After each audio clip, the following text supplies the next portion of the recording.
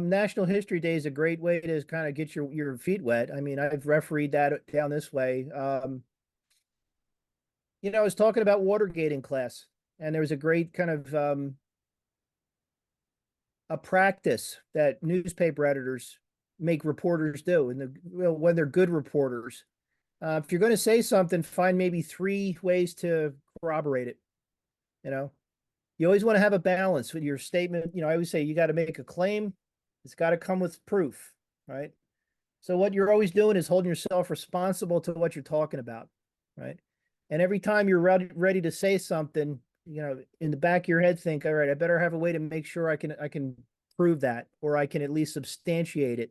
The other thing I'd say, treat the audience that you guys have like a jury. I always say that when I teach. I said, you're never going to get 100% absolute positive, I got this down. I know exactly what happened.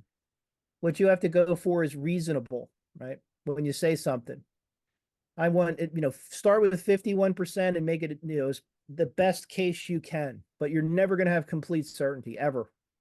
And always assume that someday the evidence might appear, it might evolve. It took 30 years for good data about Kennedy to come out because we just didn't have the technology to evaluate the magic bullet. Gerald Posner found a lot of good stuff, but it took time. Sometimes it's going to take decades to get a document declassified, and all of a sudden it changes the story.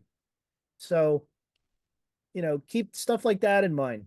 Make sure you got some facts behind what you're trying to say, and always assume you're never going to get that audience to believe what you're saying 100% of the time. All you can do is your best, right? And then you got to let it go and let the audience decide what they think. So I'd say that. I mean, that's stuff that came to me over time because I used to love to win arguments, but that's not what teachers are for, right? Teachers are there to get you guys started. And then you kind of shepherd them through and hope they don't, not too many bumps and bruises along the way. That's what good teachers do.